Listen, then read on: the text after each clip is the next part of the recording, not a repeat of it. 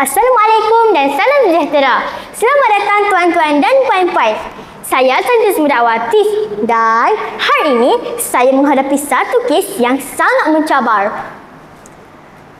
Terdapat 3 bahan misteri di hadapan saya. Tetapi yang mana satu asid, yang mana alkali dan yang mana neutral?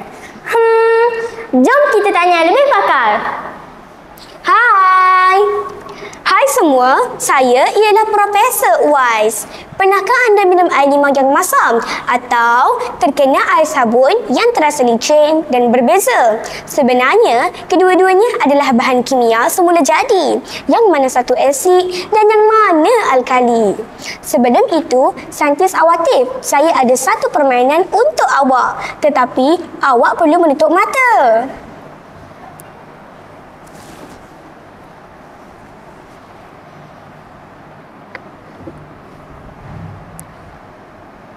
Cuba rasa, apakah air ini? Air ini masam. Apakah air ini? Ini air asam jawa. Betul. Cuba rasa bahan ini pula. Bahan ini pahit. Apakah bahan ini? Ini ubat gigi. Betul. Cuba rasa air ini pula. Sedapnya. Sekarang cuba teka, apakah bahan ini? Ini susu farm fresh kan? Salah. Ini air soya.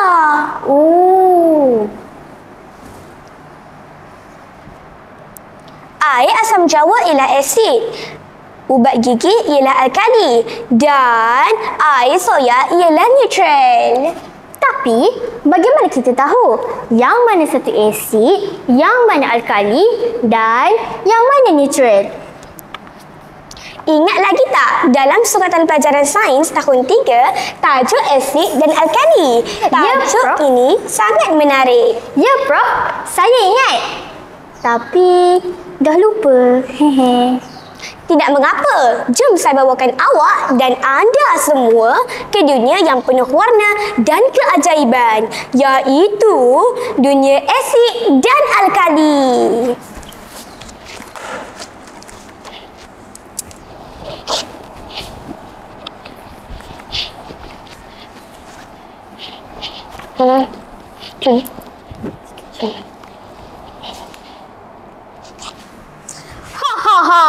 Aku si asid, pedas, kuat dan menghakis. Siapa boleh lawan aku? Lemon, cuka, semuanya sebahagian daripada tentera aku. Bertenang, asid. Aku alkali. Nampak lembut, tapi aku kuat. Aku bersihkan kotoran, menyuteralkan kamu. Jangan lupa, aku ada sabun dan soda bikarbonat di pihak aku. Baik, mari kita lihat siapa yang lebih berkuasa melalui eksperimen. Mula-mula, kita perlu tuangkan cuka ke dalam piring Petri. Jangan lupa, kita kena pakai sarung tangan.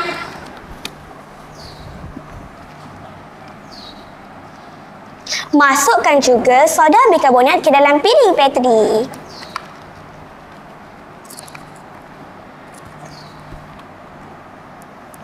Kemudian, air minuman.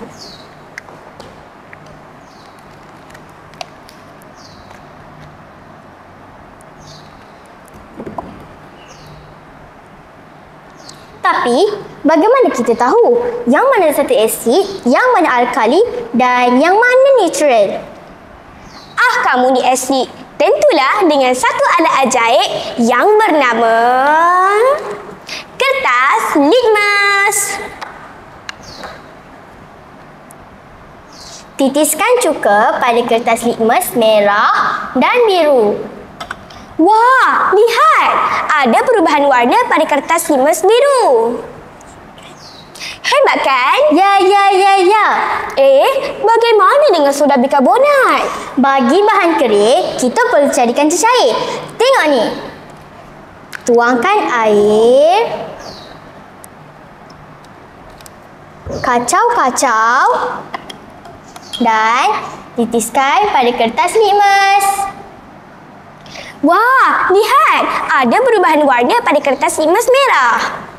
Jom uji untuk air minuman pula.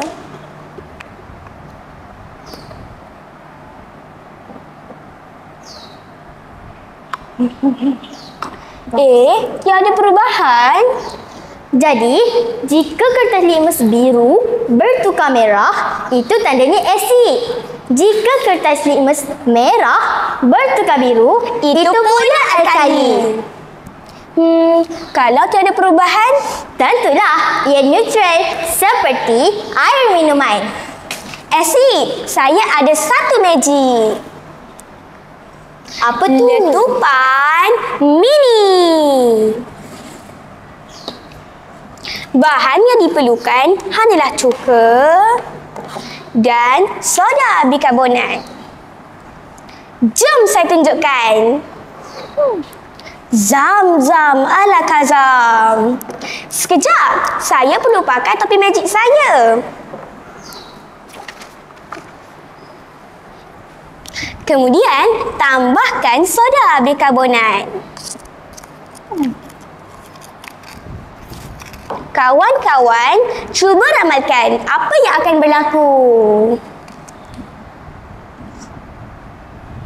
Wah, ada letupan mini.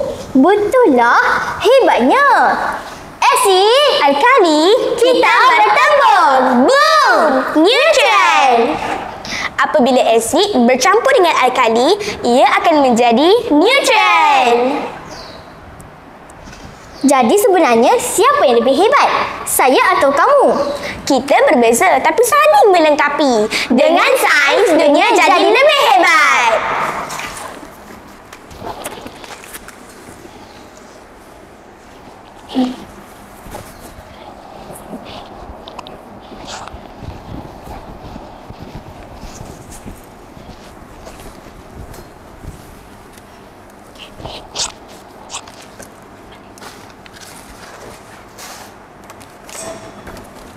Prof, sekarang saya sudah faham apa itu asid, alkali dan juga neutral.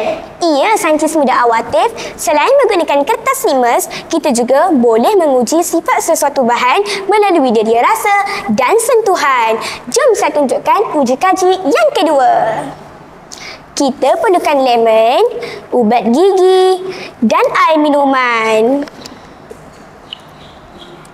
Cuba sentuh dengan jari dan rasa dengan lidah. Nyam-nyam, lemonnya ni masam. Cuba sentuh dengan jari pula.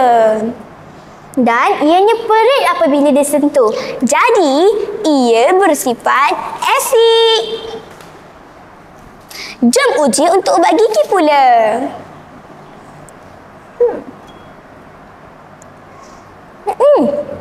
Ubat gigi ni pahit. Cuba sentuh. Dan ianya licin apabila disentuh. Jadi, ia bersifat alkali. Dan air minuman. Air minuman pula berasa tawar. Ia juga berasa licin. Jadi, ia bersifat neutral. Tapi Prof, cuba rasa kopi ini.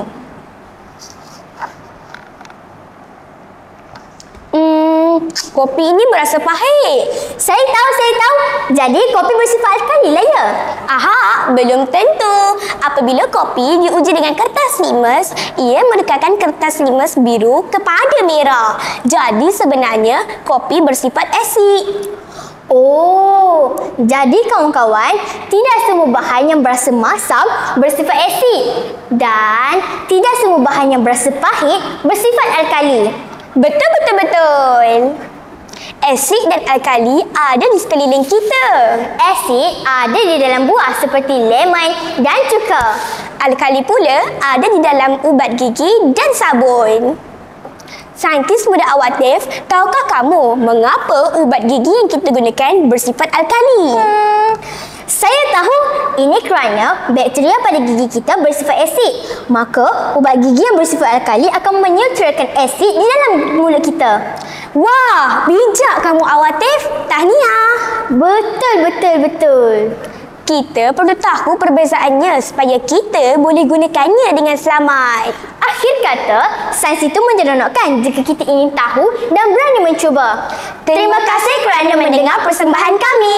Saya Nur Sofia Awatif binti Muhammad Ismail. Dan saya Muhammad Uwais Al-Qarni bin Muhammad Shirlin. Jumpa lagi di dunia sains yang penuh keajaiban. Sekian, terima kasih.